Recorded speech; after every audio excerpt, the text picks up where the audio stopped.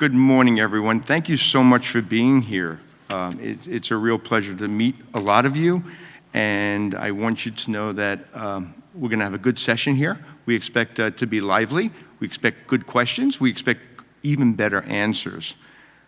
I'm Bill Kraus. I am the Deputy Regional Director for the Southeast, which covers areas from Kentucky down to Florida to North Carolina to the Magnolia State, which is Mississippi, correct.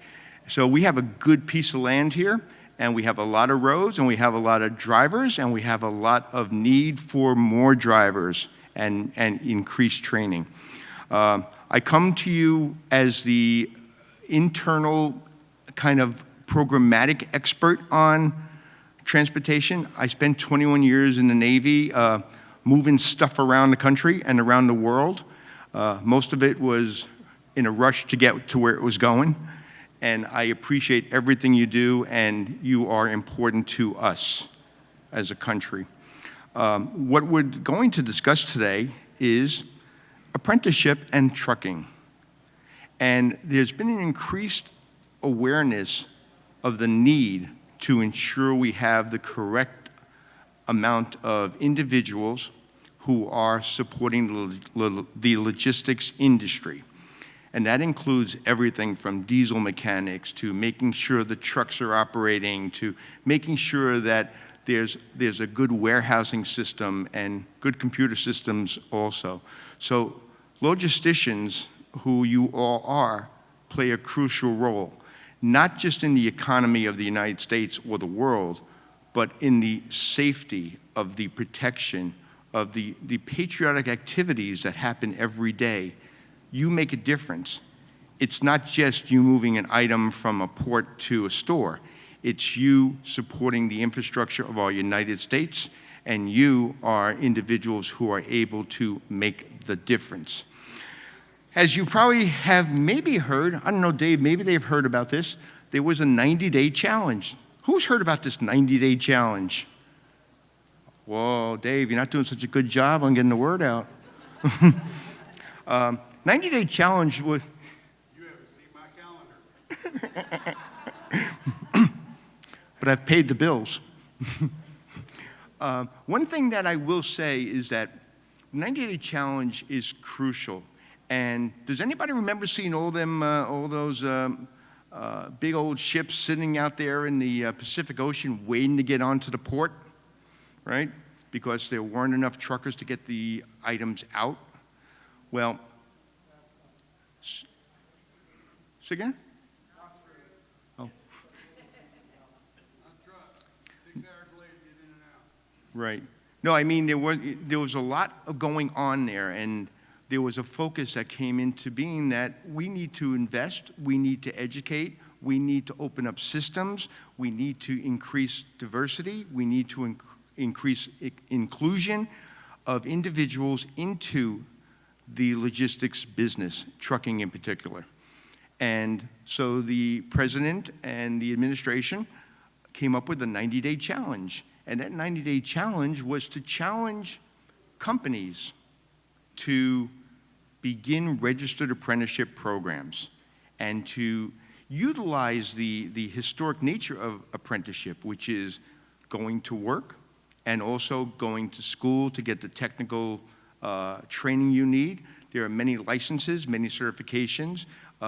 You have done a heck of a job in keeping the roads safe, and we want to make sure this continues.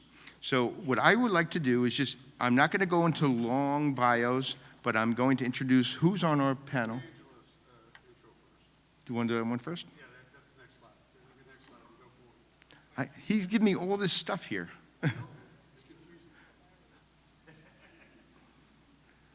Well, okay.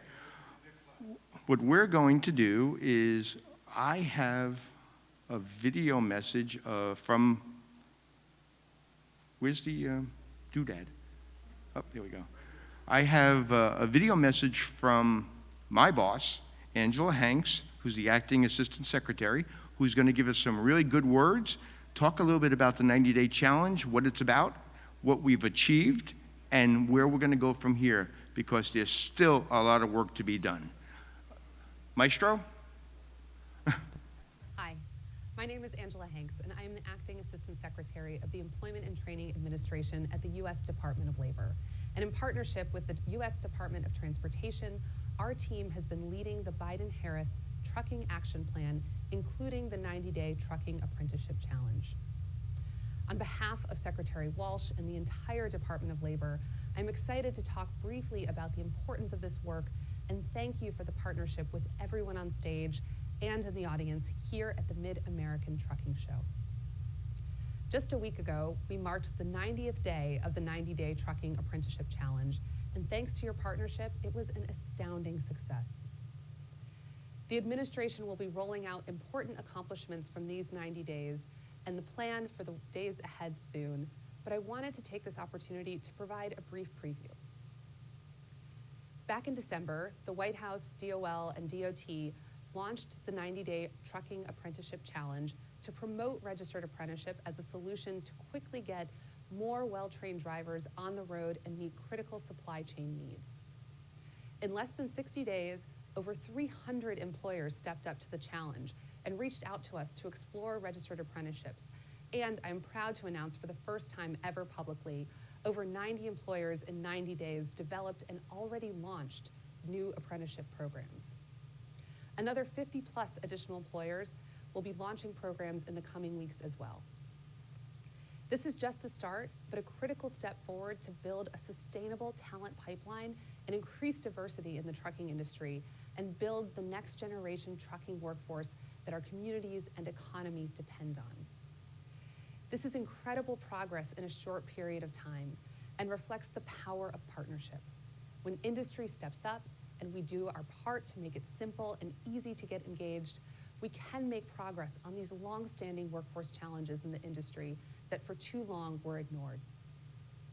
It also reflects the great power and promise of apprenticeship to be a proven workforce tool in this critical industry. Registered apprenticeship is a proven and industry-driven model, and when employers learn about it, they buy in because it works. Trucking apprenticeships are good for business. With a 92% retention rate and proven rate return on investment, companies of all sizes are creating apprenticeship programs to respond to the supply chain needs of today and tomorrow. When employers like you invest in your workers, you are investing in developing a sustainable and more diverse talent pipeline you need to access the workers you need to get the job done. Trucking apprenticeships are good for workers. Apprentices earn while they learn, and that training leads to a quality job and a stable career. Apprenticeships can also open up quality, safe training opportunities, which is especially critical for the next generation of women drivers. Trucking apprenticeships are good for the economy. Apprenticeship is critical to building a more stable, safe, and qualified trucking workforce that all our industries and communities rely on. The progress we have made together over the last 90 days is having an impact beyond trucking. This trucking challenge shows how our partnership can work to address our supply chain resilience needs, and we can do this across more industries. It's hard work, but the way forward is simple. We all have to work together. Industry associations, employers, labor, national workforce partners like FASTPORT, and education and training leaders. And when we do, we can make progress. To close, I want to say thank you to those in Louisville today, including those of you on stage. Bill, many thanks to you and the Office of Apprenticeship for helping and supporting so many employers, labor unions, and industry associations with their training and recruitment needs through registered apprenticeship. I also want to thank Sheree Moore, David Pike, Martin Garci, and the American Trucking Association for developing their registered apprenticeship programs and leading the way for others in the industry. And especially Dave Harrison of FASTPORT. You have been an incredible partner to us and vital to helping employers unlock the power of apprenticeships for this workforce. I also want to thank our partners at the Department of Transportation for all the work together to date and to come. And finally, for those of you in the audience, take in what you hear today about what is possible. These 90 days were just a start, and we look forward to how we can partner and work with you going forward. Thank you all so much again. And now I will hand it to my colleague at the Department of Labor, Bill Kraus to get the discussion going. Do I say thank you? That was my boss, Angela Hanks, and Angela takes this very seriously, as we all do. And one of the greatest things is that we have an incredible panel today, and we wanted to kind of just go introduce them. Like I said, I don't do a lot of words, but we have Dave Harrison, who I think you all know.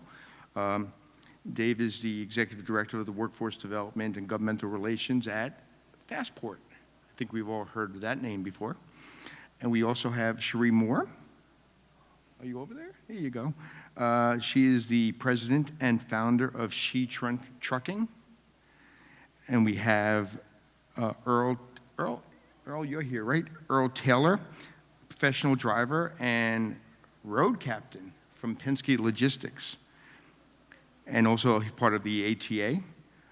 Did David Pike make it in yet, or is he still looking for a parking spot? David Pike is on his way as fast as he can. Mm-hmm. Who was in charge of giving a spot for him? Going to be my fault, regardless. I'm sure it is. And we also have Martin Garzi with us. Martin is the executive director of the National Association of Publicly Funded Truck Driving Schools. And we have some really great panelists here who are going to walk us through apprenticeship a bit. But before we go there, I'm going to introduce my good friend, Dave. And Dave is going to talk a little bit about the impact of the 90-day challenge and what was done and how it was done so quickly, thoroughly, professionally, and inclusively. David? Hello, Mr. Pike. I apologize. You should have saved him a spot, Dave. Those of you know me, there's some old friends that I've known for decades in this industry. I have friends up here that I work with. We're a contractor intermediary with the Department of Labor. We provide services to the entire industry, associations, employers, Fortune 100s, mom and pops, without charge to the employer. Department of Labor pays our contract. Our only goal and mission in life is to raise quality of training and to be as inclusive as possible. We're rising tide lifts all boats. We believe in an axiom of simple, scalable, and sustainable. If it's not that, we make it that way. If we can't make it that way, we probably shouldn't be doing it. Just so you know, as an organization, we've put over 17,000 people in apprenticeship programs since early 2017. 57% of those people are minorities, 76% of those are diversity inclusion populations. We have tripled the number of women in proportion to the industry within apprenticeship. Our apprentices across the board have 15 to 18% less vehicle and inspection violations than any other entry point, all the way up to 1 year plus into the industry. These are all facts, reportable data. Our retention rate is higher than anything else that enters the transportation, distribution, and logistics space.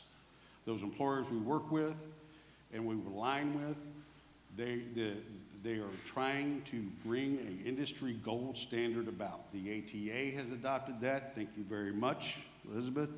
The TCA, Truckload Carriers Association, has adopted it, the same standard. The Trucking Alliance, the North American Punjabi Trucking Association, the Next Generation in Trucking, the Minority Professional Truckers Association, She Trucking has adopted that. I can go on.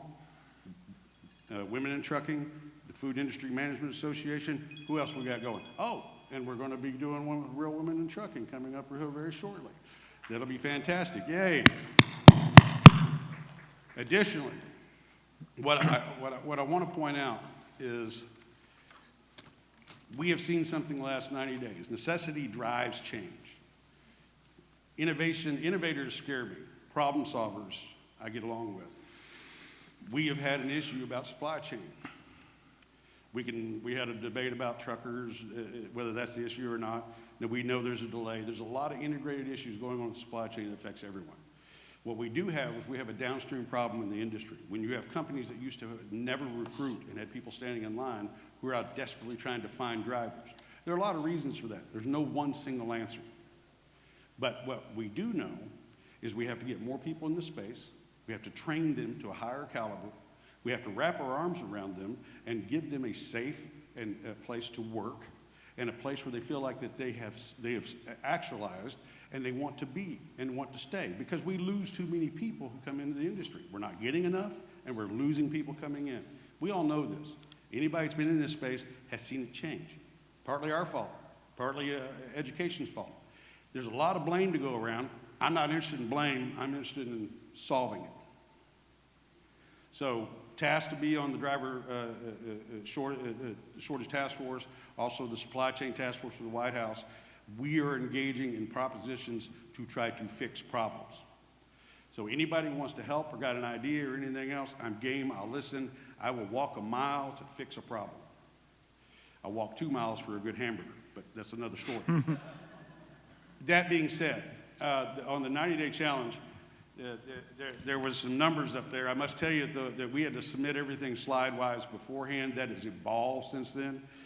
We've got 96 employers, both on national level and local employers, that as part of the 90-day challenge have now engaged in registered apprenticeship. What's really important about that, and I need to stress this enough, and this is one of the reasons the ATA and TCA and the Trucking Alliance and all those other organizations have affiliated with this, is an effort to create an industry standard, a gold standard that will ultimately reward maybe some insurance issues. Those of you carriers know what I'm talking about. Mm-hmm. All right, and help us relieve some pain there and some friction points as far as funnels into this industry, and open more training opportunities for all people, which is important because you can't hire more than you can train. And if your trainers aren't qualified, then you're not training people to a standard it's supposed to be, and you're running people out of the industry. So to fix that, you have to create more opportunities with a good standard of training. So what happened, and before I go this further, I want to identify two people, because I got to tell you, we've done a lot of work in the 90-day challenge. We've done proportionately literally about 1,000% more than any other individual space, intermediaries, or organization in 3 months that usually do in 3 years. Is that a safe statement? That's safe, okay, definitely. So, and we do 8 or 9 Zoom meetings a day. Our work day really starts after the Zoom meetings end, and we do 16, 17-hour days. Mm-hmm. All right, the reality is that's really been, the lion's share is 3 people. 2 of those people are in the audience right now, and I want to recognize them, because without them, one, I would be in a funeral parlor 2 months ago. I would have just had a heart attack, passed smooth out. I don't schedule my own schedule. It gets, I could say auto-populated, but in all really it's manual populated by Jamie Pace right there. But I would like Gina Harrison and Jamie Pace to stand up, and I would really appreciate everybody acknowledging every organization that has onboarded those 2 people have had specific impact. They walk them through the administrative burden of it. As a matter of fact, the curriculum that's the gold standard was developed by Gina. Keep this in mind when I talk about that. It has ELDT alignment, languages all through it. It meets the under 21 year program. We think it's going to roll out in May, by the way, hint, hint. Okay. It meets those guidelines. It allows for competency-based assessment by an employer, but it allows a standard that the Department of Defense IMAP has identified and says is a minimum standard. The Department of Transportation has identified by language, and by the Secretary of Transportation has given it his blessing. Department of Labor has identified it as the occupational framework as the standard.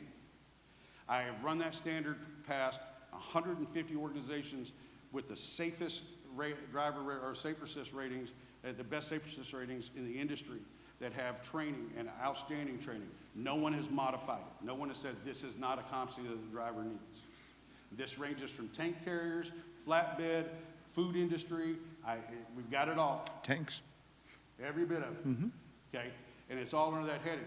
The idea is if you produce a gold standard of training and industry starts to engage it, i.e. ATA, TCA, et cetera, and it aligns with the two primary regulatory agencies, and then a third, because we're also trying to align things for veterans to go into transition, and apprenticeship's a great way to do that because you can also give them a GI Bill benefit. If you haven't heard me talk about that, get me started on that because I'll go for an hour and a half. All right, but literally, the idea is to align workforce entry, job seeker, to driver training development, to professional driver, sustained career, and then career pathways. Okay, so that's what this is really about.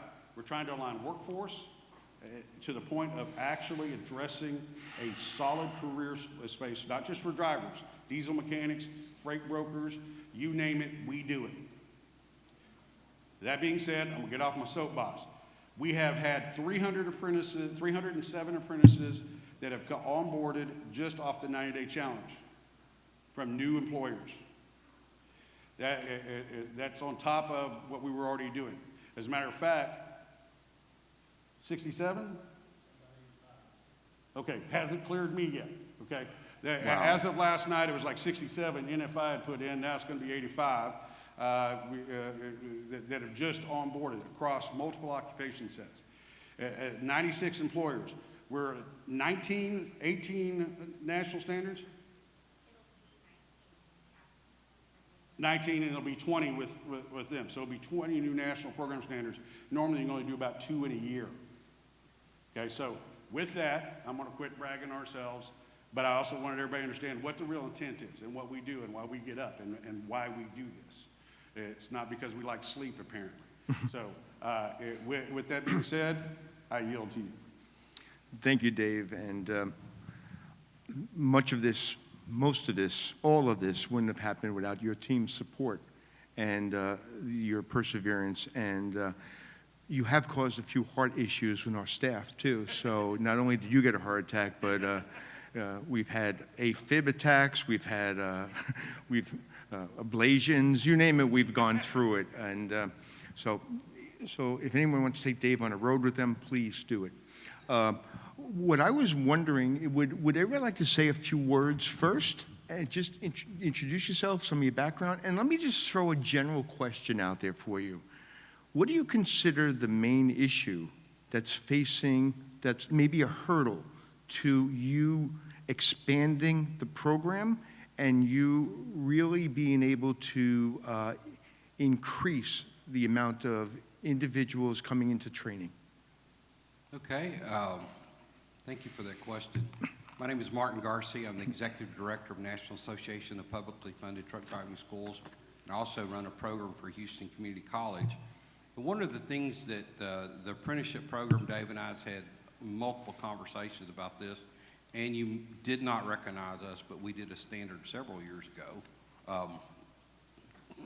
Anyway, so I was listening. Bang. So, yes, and with the 90-day challenge, several of our schools have been tasked by their administration to look at a standard, and I said, oh, by the way, we have that, so we were ahead of the curve. Thank you. One of the things that in a training situation for the community colleges is because we don't do financing, we don't do a lot of things that the carrier schools or the private schools do, the amount of money, we have not really seen an increase from the WIOAs or the interest for what I'll call the pre-CDL. The apprenticeship program's great for a guy once he has, or gals once they have the CDL. But before that, they need funding. And the truth of the matter is that a lot of people coming into trucking do not plan that a year, 2 years, 3 years. Their parents don't put back money for college, for truck driver training. They do it for college or whatever. So we see a lot of people coming into our school that are needing financial aid, which is limited because it's normally continuing education. And just I could go on and on with that. But what I'd like to see is let's back up a little bit and look at funding to get that person to the point where they can become an apprentice. Mm-hmm. Thank you for that. That's something that I know we take seriously, and we will look at possibilities of braiding funds, possibilities of identifying funds, and I encourage you to join me in trying to solve the problem. And to piggyback on that, and I'm gonna shut up. No, you after won't. this, He maybe won't. for a He minute. won't. But if you have any influence with a congressman whatsoever, you need to start addressing this. You need to hammer them with this. When I've got people who are reaching out and want to become truck drivers, and they can't get any WIO assistance or any kind of funding, they can't afford to leave their job, and they can't afford to pay for the school. Literally, we just had someone that was turned down because they make too much money working full-time at Wendy's. They didn't qualify. They want to be a truck driver. They want to improve their life. That's the problem for facing WIO of dollars. Congress is going to have to get involved. Department of Labor by itself can't fix it. Okay? But what's going to happen is leverage has to be put on the people to make the decisions. If you put them in the fire, something will happen. Something must happen. All right, now that was my soapbox. I believe WIOA is up for reauthorization this year. And so to piggyback on that, if you talk to a congressman, please encourage them to put truck driver training in it, to keep truck driver training in it, and to keep the money there or more for driver training. And it's important, Martin, that there's also a lot of other monies that are kind of showing up. And let's make sure we talk about that. Well, now I'm going to introduce my newest bestest friend, Sheree Moore. Sherette Moore from beautiful She Trucking in my favorite city, Chattanooga. Hello, everybody.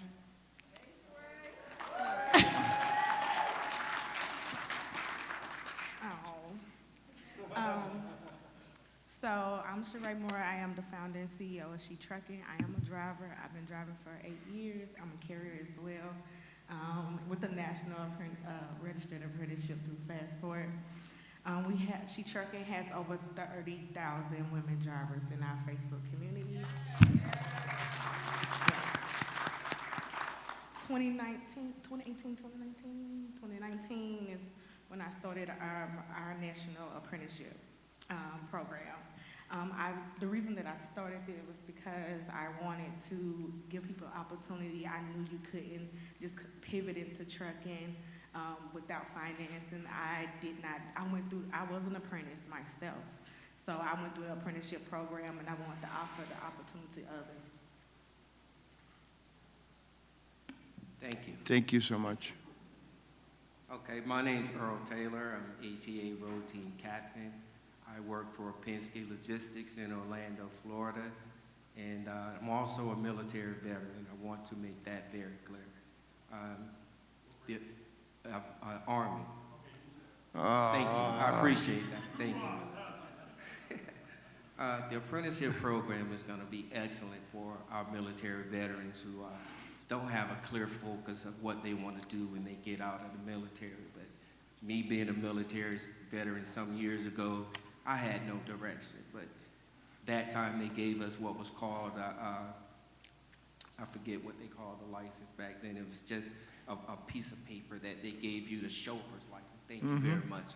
And you could go right into a company and they'd hire you. And, you know, if you could turn left and right and use the turn signals, then they'd let you drive something.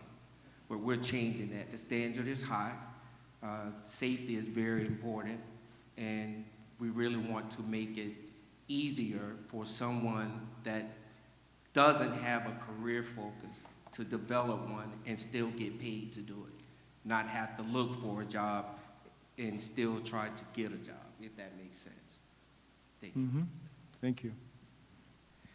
Well, I apologize for being a little late up here, but that's okay. We finally made it today. And is it okay if I stay up here if I was in the Marine Corps, Dave?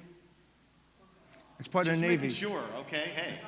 That's part of the Navy. That's okay. We can stay? Okay, good deal. Well, listen, I give you a little bit about myself. My name is David Pike. I'm the National Director of Recruiting for NFI out of Camden, New Jersey. I've been in the recruiting business since I got out of the Marine Corps in 1993 and been in transportation the whole time. So much like many of us in this room, if you want to talk about some sites that we've seen, things we've had to go through, the evolution of recruiting, the evolution of the driver, it has been remarkable to where we are at today. So when we look at things like FASTPORT, the 90-day challenge that the Biden-Harris administration put out, I think we've got to recognize that that was really put out in like light speed. It came around quick, it's been moving fast, and I think it's a good piece of the puzzle. I think we all recognize that there is a driver shortage in this business, but I'm going to give us a different flavor on that. It's one that I've preached for a lot of years to a lot of people that are willing to listen. I don't necessarily believe there is a shortage of drivers in our business. I personally believe that there is a shortage of jobs they're willing to take. That's it. They don't want to be on the road 5-6 weeks at a time. Some do. We'll always have that segment of drivers that don't mind the road life. But how do we get those drivers that are coming in at entry level and get them to the positions where we need them to be to take on roles like what we have at NFI? And this isn't a preaching about my company, but when you have 90% of your drivers home every day in dedicated roles, it's not that hard to fill those roles. And if you're paying good money, $80,000, $90,000, many of them now with the wage increase that's come through the pandemic, we see a lot of our drivers making near $100,000, and I'm sure it's the same in y'all's world. Do you think it's hard to fill those positions? Lord, no. It's not a waiting line, don't get me wrong, but at the end of the day, I'm not trying to fill a truck with a new driver who has no clue how to spell truck last week and now is a driver this week, and going into an over-the-road lifestyle and not sure where they're going to take a bath or use the restroom or why can't they go through the drive-through. So I firmly believe if we take it from that premise, there's a few things we still need to do in all of this. Number one, we've got to leverage the benefits that are out there today. The apprenticeship program is step one. We have got to make sure we're utilizing every asset we can to get new drivers into the business. But the second part is we've got to figure a way to start bringing drivers that have left our business back into this industry. And I think that's a piece of the puzzle that we're all missing. There's a lot of folks out here who have come in, maybe stayed 3 weeks, 3 months, or a year, left the industry.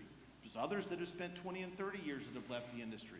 But there are a large number of individuals that have gone through either a carrier-sponsored school, private school, even the Houston community colleges, as Martin was talking about, and just don't stick in the industry for whatever reason. And I don't know where that gap comes from of why they don't stick around, but we need those folks to retain. So that's part one. Part two is we've got to attract the other drivers back into the business.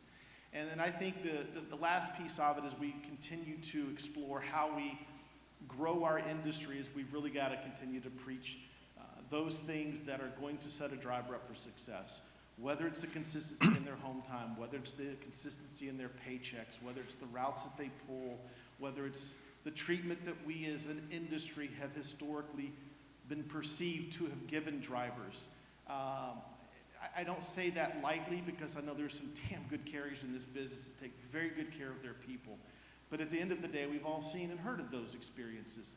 So we have to be cognizant that we're dealing with human beings, and each one of our drivers and each one of you who've driven and or do drive today certainly know we're as much of a human being up here as you are out there and deserve the same treatment as anyone else in this world. So I think with a little humility and compassion to our driving ranks out there as business owners and from She Drives and folks like that to continue that type of an effort, and then partner with folks like FASTPORT to be able to continue that funnel is going to be one of our longer term solutions. And the last thing I'll say and get off my soapbox, Dave, is this. I think the industry does have to take a look at how we move freight. You'll never be able to change the fact that you got to pull produce off the West Coast. You got to pull orange juice out of Florida. It's just going to happen. You'll never get rid of that segment. But as more and more carriers are seeing a different model of operation and can move away from that over the road, like NFI did almost 12 years ago, it has been a life changer. And I think many of you, as you look at your operations, can you set it up into a different type of a model that will allow a driver to take the job that you have? And I think if we can look at our business models and understand how can we relook at our freight, because when you do that, then what we have found, drivers will come. You offer them good paychecks, good consistency, good treatment, good home time. You will not have a problem keeping your fleets full. We don't have a problem here at NFI with that. We've been very successful with it, but I think that's the challenge we have got to consider in our industry is those three things. How do we take better care of our drivers and offer them the jobs they want? How do we keep the new drivers coming in through FASTPORT? And how do we attract those folks that have left back into our industry? You know, you raised some very, very significant issues here, and one is the perception of the industry. And that's really an issue because if you ask anyone who's in a community college about professional truck drivers, they think about the the person who leaves their home for 7, 14, 21 days. And in fact, when there are some industries like the tank truckers, they come home at night. And so I think we have to do a really good job in getting the word out. But what I wanted to do was, you want to say something, Dave?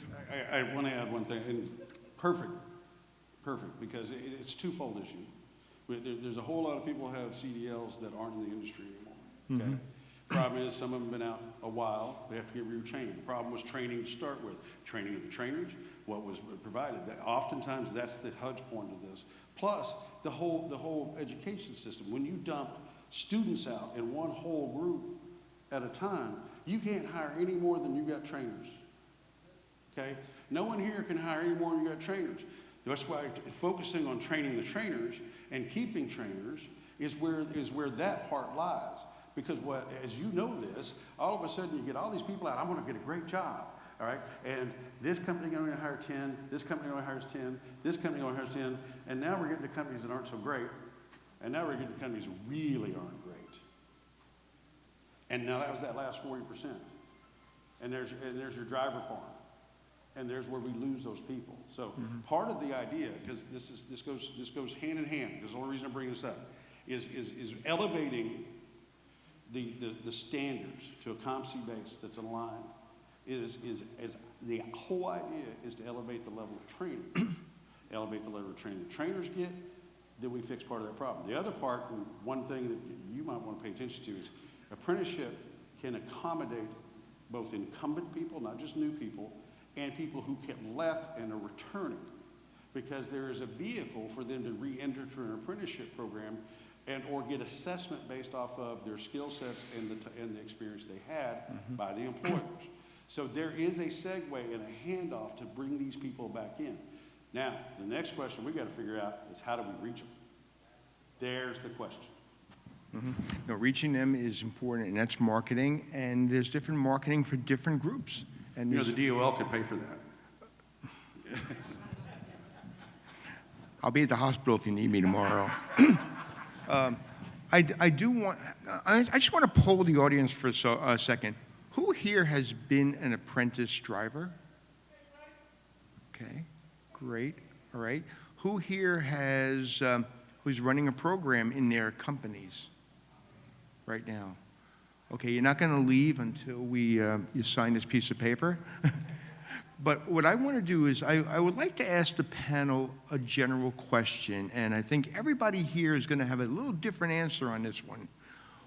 Why registered apprenticeship? Why?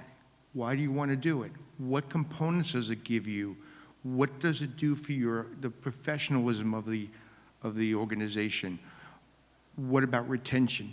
If you can kind of just go over some of those things of maybe why you joined the program, and also why you think it's good that all those hands that didn't go up need to join the program also. On the training side, the reason why we looked at it is we want to always do the best job that we can do and offer the student the best opportunity that they can for them to be able to go to work anywhere that they choose to go to work. So they have the best opportunity. So that's why we wanted to be have that available, so that our schools could we can show that. We can show a company that we are training to that standard. So that was the important part for us. Did I break it? Do you feel you have the capacity right now to meet the needs? I am glad you asked that question. I'll give one quick example. We had a truck burn up at our school, and as we went to buy a truck, the trucks we bought last year, we buy about 3-year-old trucks, or 2 years ago, was about $45,000. We bought one last week for $95,000. So schools, community colleges have money, but they don't have a lot of money. And so we've been able to, in fact, to be honest, the last few people to ask for training, I said, I have to have a truck. So there's a problem with the truck. Community colleges typically don't gear up as fast. And so we knew that it probably was coming because of entry-level driver training, that there would be more focus on training. but we didn't see the pandemic and a lot of other things, the supply chain problem, and that made it very popular. So we've had to do absolutely no advertising. Most schools that I talk to across the country are full for months or even almost a year ahead. So capacity is a problem. DOL could donate some money to capacity building, or whoever. No, but no, it is. Yeah, it is an issue with capacity, and that's true with gearing up. You know, even, and I talked to some private schools even this week. It is a problem. Well, thank you for that. And the capacity issue, and I know I was working with the school in Florida that didn't have a platform to actually do the driving. So we connected them to a military base who had some extra runways that they weren't using. Let's be problem solvers. Bring these issues to your leaders. If you brought your issues to these folks who are on this panel right now, I can guarantee you're going to get a response. You know, sometimes you may not like the response, but you're going to get a response and you're going to get action, and that's what we need. Ms. Moore, what drove you to the apprenticeship model, and what do you think works really well in terms of the structure of apprenticeship? I started off as a CDL instructor at Chattanooga State Community College. So I come from the community college as well. And one of the things that I noticed was people couldn't pass the general knowledge, the air brakes, the combination, the CDL permit part. Okay, a lot of people couldn't understand what the book was saying because they had never been in a truck, never seen a truck. They didn't understand the word fifth wheel, right? They counting all the tires, just simple things. And so I wanted to step out on my own to focus on the literacy part. I knew that if I can get you to pass your permit, then I can put you in any school. So we was able to train in 6 months over 100 students by getting them their permits. Wow. And pushing them to different companies. Do you believe that the mentoring that you give personally and through your organization has really helped individuals who are kind of like trying to figure out if they belong there or not? And is that working? Absolutely. We have a mentorship program which is in our community with over 30,000 drivers, and which we have over 200 mentors. So once Wow. matter of fact, if some of my mentees could stand up, I have a lot of mentees in the building. We have been up under the sheet tracking. Woo! Can y'all stand up, please? Kenya, she came to us, 4 years ago? 4 years ago, we walked her through the process, gave her the confidence, the encouragement that she can do this job. You know, I told them you can do it, and I'm going to show you how. Yeah. And then just mentoring them through the full. Uh-oh. Who didn't pay the bill? Hey, come on. How many people know who Bobby Bones is? Okay. Bobby Owen? There's a show called Breaking Bobby Bones. If you haven't seen it, go find it. You can see Mr. Ray Moore on there. She actually got Bobby Bones to be able to get a permit. It only took 3, 4. He tried to do it on his own twice. He said, "Can you help me?" I said, "Absolutely." And so I helped him with his permit, and I taught him how to drive on the Breaking Bobby Bones show. Mm-hmm. Yes. Yay. Mr. Taylor, being a captain on the road gives you a lot of perspective. You see the good, the bad, the ugly. You see those who are very competent, those who can use a little more training. What do you think Registered Apprenticeship brings to the overall training for apprentices? Well, for one, the culture and the value that you have in your company. You get to be more detailed with the safety end of the apprenticeship program, because like she was saying, a lot of guys, when they come in, they're so green. You spend a lot of that time training them on what things actually are. And when they come out of the schools, a lot of those things, they really don't know it, but when they get to you at the job site, we're ready to move forward with the driving phase. But the apprenticeship program will allow you to implement both of those things at the same time. And you'd be surprised that people who actually say, I've driven X amount of miles, then you say, okay, let me see you back this trailer on the door, and they can't move it 2 feet in the right direction. Okay, but when you're desperate for drivers and you got a number of drivers, you're trying to get the best candidate out of the group to hire. So you don't have a whole lot of time, but with the apprenticeship program, I assume it's gonna be done more in group, and then the whole group actually gets to get detailed training at the same time. Now you get the pick of the litter.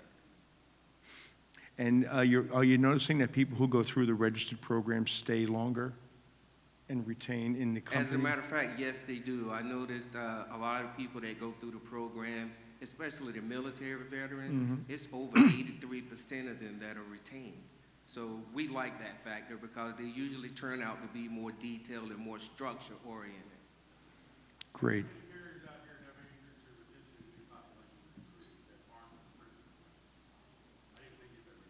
Yeah.